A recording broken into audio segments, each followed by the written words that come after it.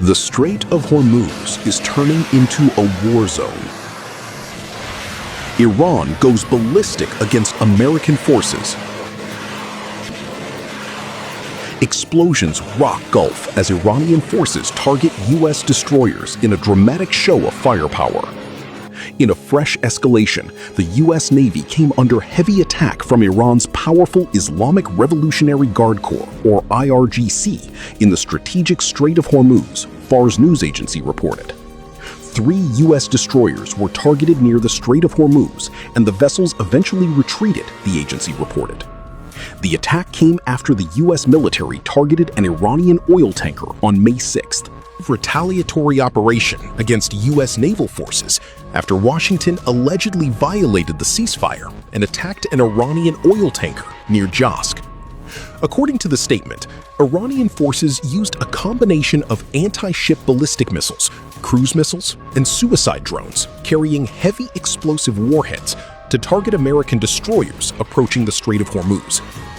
Tehran further claimed that intelligence assessments showed significant damage to U.S. forces and alleged that 3 American warships rapidly withdrew from the area following the attack.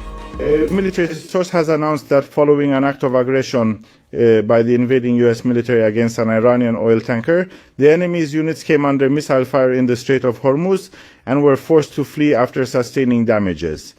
The American military confirmed that attacks by Iran had taken place. The U.S. Central Command, or CENTCOM, said it carried out self-defense strikes inside Iran in response to what it called unprovoked Iranian attacks against U.S. Navy missile destroyers transiting the Strait of Hormuz into the Gulf of Oman. Iranian forces launched multiple missiles, drones, and small boats as USS Truxtun, DDG-103, USS Rafael Peralta, DDG-115, and USS Mason, DDG-87, transited the International Sea Passage, CENTCOM said in a statement. CENTCOM said it intercepted the inbound threats and that no U.S. assets were struck. In response, CENTCOM said it targeted Iranian military facilities responsible for attacking U.S. forces. The targets included missile and drone launch sites, command and control locations, and intelligence, surveillance, and reconnaissance nodes, according to CENTCOM. CENTCOM does not seek escalation, but remains positioned and ready to protect American forces, the statement added. Before the Strait of Hormuz showdown, Iran's Hatem al-Anbiya central headquarters said the U.S. had violated the ceasefire by carrying out airstrikes on civilian areas, including Keshem Island.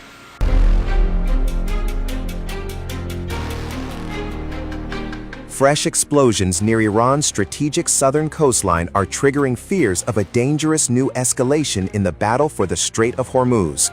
According to Iranian media reports, blasts were heard near Bayman Pier on Keshem Island and also around Bandar Abbas, 2 highly sensitive locations tied to Iran's naval operations in the Gulf.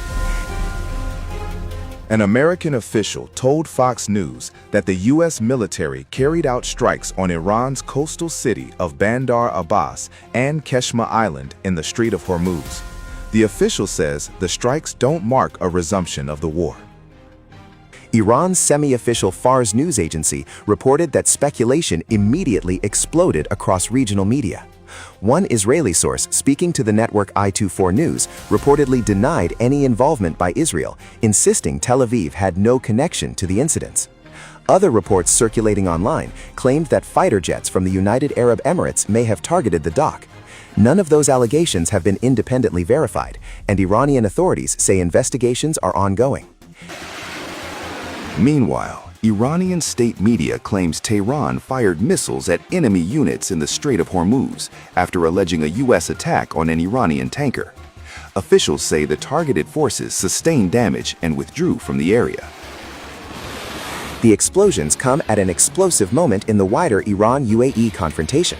The UAE on Tuesday said it came under missile and drone attacks for a second straight day, including strikes near Fujairah, home to a key oil export terminal.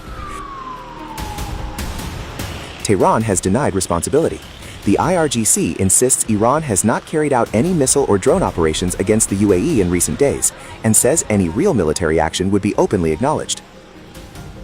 The armed forces of the Islamic Republic of Iran have not conducted any missile or drone-based military operations against the United Arab Emirates at any point during these recent days. And furthermore, had any such hostile action taken place, we would have certainly come forward to announce it in a firm and explicit manner.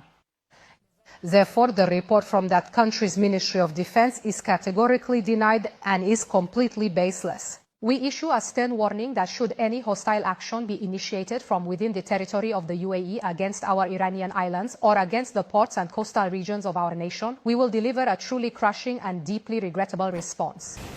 But tensions remain near boiling point. Since the U.S. launched Project Freedom to escort commercial shipping through Hormuz, clashes between American naval forces and Iran's IRGC Navy have intensified. Iran has effectively asserted control over large parts of the waterway, following joint Iran-Israeli strikes earlier this year, while Washington has responded with a naval blockade targeting Iranian shipping. Now with the UAE forming a national committee to document damage from alleged Iranian attacks and pursue legal action, fears are growing that the Gulf could be sliding toward an even wider regional conflict. News never stops. The world keeps turning, and every turn tells a story. Wars, elections, geopolitics, Davids versus Goliaths. While everyone is celebrating the US-China trade thaw, Trump has been quietly doing something else across Asia. Were once home to the ancient Silk Road connecting east and west. But who's connecting the dots? Who's decoding the global storm? Welcome to Times of India videos. You're watching a special edition of Global Pulse with me, Neha Khanna.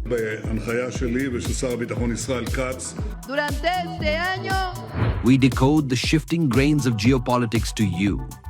From Washington to Wuhan.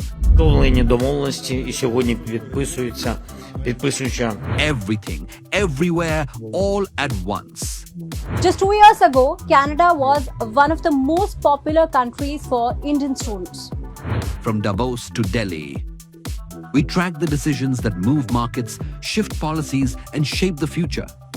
No jargon, no bias, just clear, credible, global journalism. Because understanding the world doesn't have to be complicated, it just has to be smart, and that's what we do best. At Times of India videos, we don't just tell stories, we build perspective. We connect the dots between what's global and what's personal, what's happening out there, and what it means for you. It's fast, it's fearless, it's making sense of the changing world order. Times of India videos. Because your worldview is just a tap away.